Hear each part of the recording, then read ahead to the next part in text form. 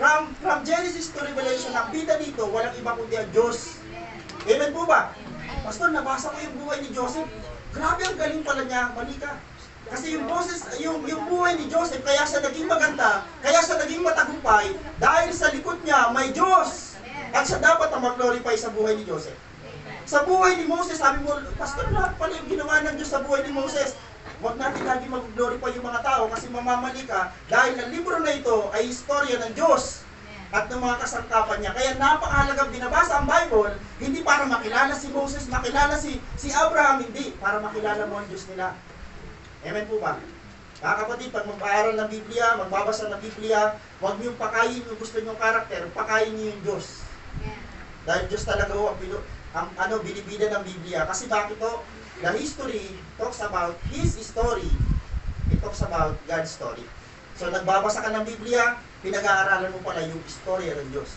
Hindi ng kung sino-sino. Amen o? Mga kapatid, mahalaga ang Biblia. Kung hindi mo pa ito nababalyo, ngayong araw na ito, mababalyo mo ito. Dahil napakahalaga nito. Amen o? Maraming mga tao sa kasalukuyan ang wala ng panahon o ayaw na magbigay ng panahon para magbasa at mag-aral ng Biblia. Marami. Malungkot ito. Kasi bakit po? Ngayon dahil hindi ka na nagbabasa ng Biblia o hindi na sila nagbabasa ng Biblia, kaya naman maraming tao sa kasalukuyan ang wala ng lubos na pagkakilala sa Diyos ng Biblia. Yun ang problema. Yung Diyos na nasa Biblia, hindi niya nakilala. Iba ng Diyos ang kilala niya. Ang pinakaayaw ng Diyos sa isang tao, magkaroon ka ng Diyos-Diyosan.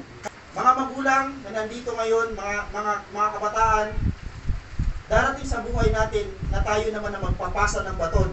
Na-imagine yung mga sarili nyo, hindi habang buhay ikaw yung nandyan lang, darating ang panahon, ipapasa mo yung baton na meron ka. Pangit kung ano ipasa mong baton, kulang. Pangit kung ano ipasa mong baton ay mali. Buti na lang si Moses, may napasahang Joshua. Kung nakakalimot ka sa Diyos, kapatid, balik ka lang sa Biblia. Ito magpapaalala kung sino yung Diyos na ginadiyos ng simbahan natin. Dahil ang Bible ay hindi lang naglalaman ng salita ng Diyos, ito mismo ang salita ng Diyos. Ito ang turo ng simbahan natin. The Bible itself, it is really the Word of God. Hindi na siya nagko-contains, hindi lang siya naglalaman ng salita ng Diyos. Ang Biblia mismo ang salita ng Diyos. Ang tanong, paano natin itrato ang Biblia ngayon sa kasalukuyan? Hindi natin alam itrato kasi hindi natin alam kung ano talaga ang value niyan. Kung ang salita ng Diyos ay salita niya mismo, paano mo itatrato ang salita ng Diyos? Dapat po mas matindi. May reverence, may paggalang. Makabalik tayo dito ho ng pagtrato sa Biblia dahil ang Biblia, hindi lang ito naglalaman ng salita ng Diyos, ang Biblia mismo ang salita ng Diyos. Last na hamon, tratuhin natin ng tama ang Biblia. Amen o ba? Pag ang isang bagay ay mahalaga, tinatrato mo siya na mahalaga.